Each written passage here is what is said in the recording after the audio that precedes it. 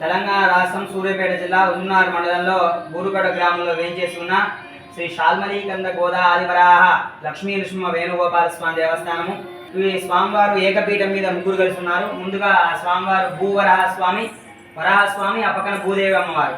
వరాహస్వామి, భూదేవి అమ్మవారు, ఆ పక్కన లక్ష్మీ నృసింహస్వామి, రాజ్యలక్ష్మి అమ్మవారు. నృసింహస్వామి, రాజ్యలక్ష్మి అమ్మవారు.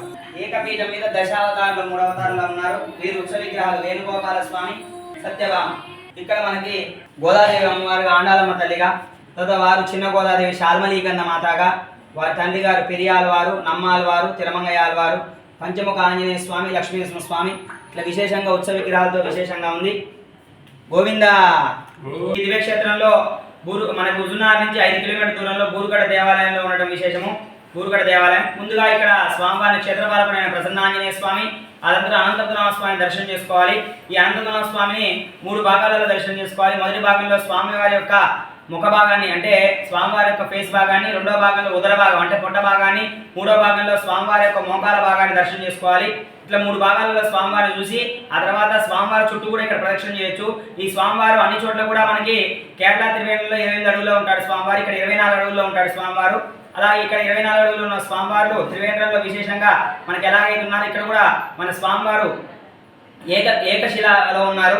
అలాగే ఈ స్వామివారు సోల పెట్టుకొని పనుకున్నారు. విశేషంగా ఈ సోల అనేది విశేషంగా మనకి మన యొక్క పాపపుణ్యాలు అంటే మనకి యముడు ఎలాగైతే మన పాపపుణ్యాలు లెక్కేస్తాడో అలాగే అనంతపద్మనాభ స్వామి కూడా మన యొక్క ప్రతి ఒక్క వడ్ల గింజ బియ్యం గింజ లెక్కేసేది. అందుకోసమే అనంతపద్మనాభ స్వామి ఇన్ఫినిటీ లెక్కలేదు కాబట్టి పద్మనాభ స్వామి అసలు పేరు. మన అనంతపద్మనాభ స్వామి అంటే ఇన్ఫినిటీ కాబట్టి లెక్కలేదు. మనం ఇచ్చేది దానంలో కానీ తర్వాత మనకి బియ్యం గింజలు వడ్ల గింజలు వసూలు చేసే దాంట్లో కూడా విశేషంగా దానాలలో గొప్ప దానం అన్నదానం అంటారు. కాబట్టి ఈ దానం ఇచ్చేది ఎవరంటే పద్మనాభ స్వామి. కాబట్టి అనంతపద్మనాభ స్వామిగా ఇక్కడ విశేషంగా ఉన్నారు. ఆ స్వామివారి యొక్క పాదాలు కనుక మనం వద్దుతే 500 సంవత్సరాలకి కనుక చేసిన పాపాలను పోయి పుణ్యాలు వస్తాయి. విశేషంగా ఇంకా సంప్రదాయం ఉంది. ఆల్వార్లు అంటే తమిళంలో ఆల్వార్ అంటారు, తెలుగులో గురువుగారు అంటారు. మన గురువుగారు ఎవరంటే ఉపాధ్యాయులు, టీచర్లు. ఎందువల్ల పాఠాలను పాఠశాలలో గురువుగారు అయ్యారు. అలాగే ఒక్కొక్క ఆల్వారు ఒక గ్రంథం రాసి రాముడు ఇలా ఉంటాడు, కృష్ణుడు వివరించారు.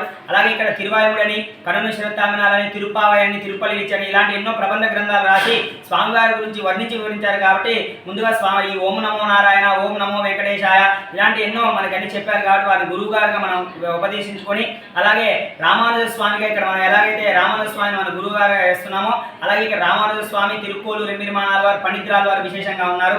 ఇక్కడ అంతా అయిపోయిన తర్వాత గర్భాలయంలో ముందు కంటే మనకి ముందుగా అమ్మవారిని దర్శనం చేసుకోవాలి. ఈ అమ్మవారు వచ్చేసి ఇక్కడ గోదాదేవిగా, ఆండాలమ్మ తల్లిగా మనందరికీ తెలుసు. కానీ ఇక్కడ శాల్మలీకందాపురం అని చెప్పి ఈ ఊరిని శాల్మలీకందాపురం అనేది శాల్మలీకంద మాతగా ఇక్కడ విశేషంగా ఉంది. శాల్మలి అంటే బూరు చెట్టుతో కూడుకున్న అమ్మవారు, చల్లని తల్లి అర్థం. కంద అంటే గడ్డ అనే ప్రదేశం. భృగు మహర్షి బురుగు చెట్టు కింద తపస్సు చేశారు, భృగు గడ్డ అన్నారు. దాన్ని శాల్మలీకందాపురంగా పిలుస్తున్నారు. ఇక్కడ శాల్మలీకంద దగ్గర సంతానం లేకపోయినా, పెళ్లిళ్ళు కాకపోయినా, ఇతర ఇది బాధలు ఏదైనా సరే ఇక్కడ ఒకసారి చెప్పుకుంటే తీరదు లేదు అంటున్నారు. అంత విశేషమైన దేవాలయం.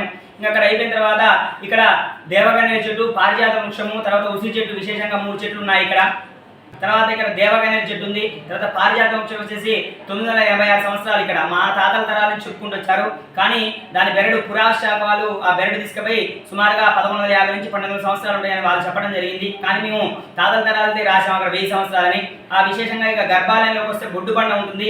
ఆ బొడ్డు బండ వచ్చేసి చుట్టూ 12 దుర్గ స్తంభాల మధ్యలో ఉంటుంది. ఆ బొడ్డు బండ ఒక 4 స్తంభాలు ఒకవైపు, ఒక 4 స్తంభాలు ఒకవైపు ఉండి మధ్యలో 4 స్తంభాలు ఉంటాయి. 12 దుర్గ స్తంభాలు. మనకి ఎలాగైతే బొడ్డు అనేది ఉపయోగమో మనిషికి, అలాగే బొడ్డు బండ మీద ఏదైనా పూజా కార్యక్రమం మనం ఏదైనా విశేషంగా స్వామికి కళ్యాణోత్సవం కానీ లేకపోతే అభిషేకం కానీ ఇతర కార్యక్రమాలు ఏమన్నా బ్రహ్మోత్సవాలలో కొన్ని భాగాలలో ఏదైనా చేయాలనుకున్నా ఆ బొడ్డు బండ మీద చేయడం విశేషము. ఆ తర్వాత గర్భాలయంలోకి వెళ్తే ఏకపీఠం మీద శాల్మలీకంద ఆది వరాహ లక్ష్మీ నృసింహ వేణుగోపాల స్వామి దేవస్థానం ఇది. శాల్మలి అంటే అమ్మవారి పేరు, కంద అంటే గడ్డ అనే ప్రదేశం. భృగు మహర్షి బూరు చేశారు, భృగు గడ్డ అన్నారు. కంద అంటే ఇది, ఆది అంటే భూదేవి, వరాహస్వామి, లక్ష్మీదేవి, నృసింహస్వామి, వేణుగోపాల స్వామి. మనకి భూవరాహస్వామి చూడాలంటే ఫస్ట్ మనం సింహాచలం వెళ్ళాలి. సింహాచలం అంటే మనకు వచ్చేది విశాఖపట్నం దగ్గర. తర్వాత తిరుపతిలో కోనేరు పక్కన ఉంటాడు వరాహస్వామి. మన బూరుగడ్డ 3 క్షేత్రాలే ఉన్నాయి మన ఏపీ తెలంగాణలో. తర్వాత లక్ష్మీనరసింహస్వామి అంటే మనకి యాదగుట్ట, మట్టపల్లి, వాడేపల్లి, వేదాద్రి, మంగళగిరి, మత్స్యగిరి, అహోబిలం చాలా ఉన్నాయి గొప్ప దేవాలయాలు. తర్వాత వేణుగోపాల స్వామి అంటే మన ఖమ్మం దగ్గర నెమలి, కొనుగోడు, పిల్లలమర్రి, నార్కెట్పల్లి, డిండి ఇట్లాంటి దేవాలయాలు. అట్లా ఏకపీఠం మీద దశావతారాలు నుండి స్వామివారి ముఖం దక్షిణ ముఖంగా ఉంది. అంటే మనం ఉత్తర ముఖంగా సంవత్సరానికి ఒక్క రోజే చూస్తాం, ముక్కోటి ఒక్క రోజే. కానీ ఇది స్వామివారిని ఈ రోజు దర్శనం చేసుకున్న ముక్కోటి లాగానే అనమాట, ఉత్తర దర్శనం. అంత విశేషమైన దేవాలయం.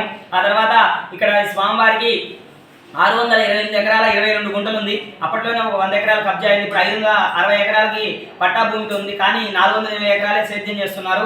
కనుక ఇది కనుక కౌలు కరెక్ట్గా వస్తే మన స్వామివారికి నిత్యం కూడా అన్నదాన కార్యక్రమం చేయొచ్చు. కాబట్టి ఇది దేవాదాయ శాఖ వారికి గట్టిగా పట్టించుకొని ఈ స్వామివారి యొక్క ఆస్తులను దగ్గర చేసేసి స్వామివారి నిత్య పూజా కార్యక్రమం ఇప్పుడు ప్రజెంట్గా రేపు నిన్న 8వ తారీఖు నుంచి మొదలైన కార్యక్రమాలు రేపు 12వ తారీఖు రేపు శనివారం రోజు విశేషంగా స్వామివారి యొక్క తిరుకల్యాణ మహోత్సవం అంటే